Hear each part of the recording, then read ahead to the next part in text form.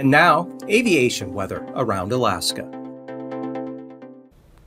Hello, I'm meteorologist David Kramer with Alaska weather for our aviation section.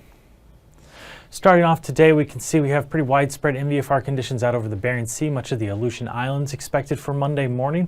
Then up through mainland Alaska, west coast, looking pretty clear, VFR conditions expected there. But as we get into the Alaska Range areas up through the interior and up along the Arctic coastline, we are going to see quite a few pockets of IFR.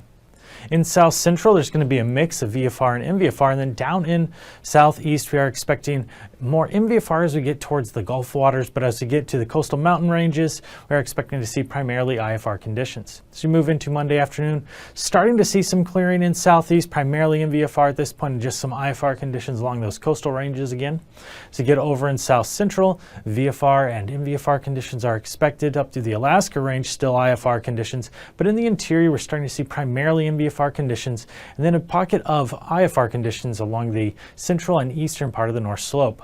Down the west coast, clear conditions are going to continue into Monday afternoon, VFR conditions expected there, and then MVFR conditions to much of the southern Bering Sea and Aleutian Islands. Way out west, we have another system coming in, bringing in some more IFR conditions by the western Aleutian Islands. Then Tuesday morning, that system pushing into the central Bering, bringing some IFR conditions there. Out ahead of it, MVFR conditions extending through the Aleutian Islands and Alaska Peninsula.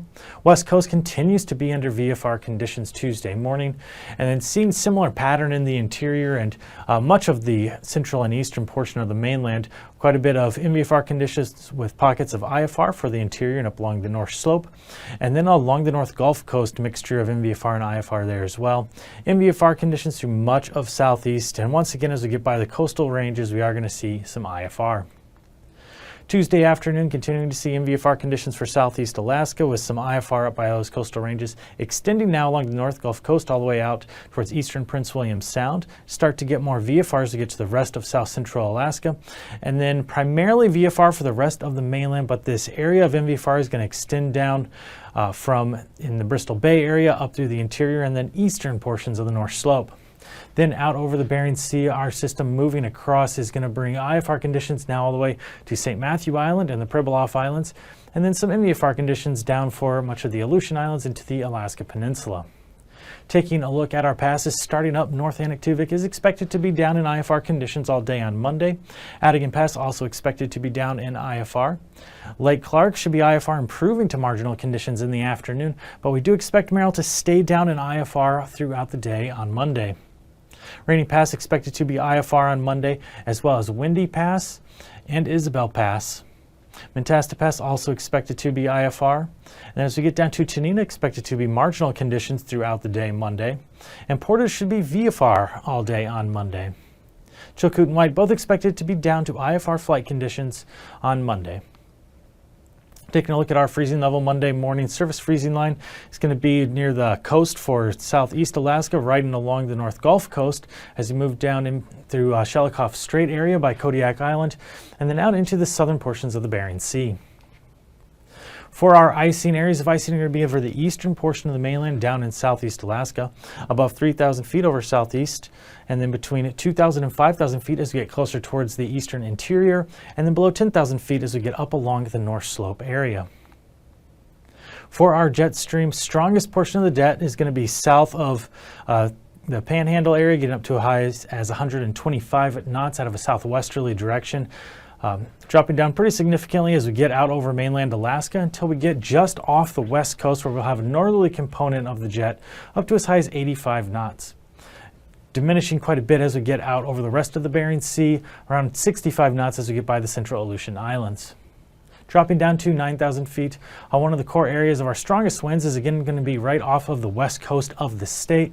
That's going to be 50 knots up by the Bering Strait area, getting up to 60 knots as we get down to the Alaska Peninsula area, still out of that northerly direction. Further west, some stronger winds there around 40 knots, not quite as high as over the eastern Bering, but still around 40 knots for the central Aleutian Islands. Mainland Alaska, pretty light there, extending down into the northern portions of southeast Alaska, and then in the 20s as we get to the very southern portion of the Panhandle. down to 3,000 feet. Still fairly light for much of the central and eastern portions of the mainland, extending down to much of the panhandle as well. Over the Gulf waters, we're seeing winds in the 20 to 25 knot range, and that's going to be out of a southwesterly direction.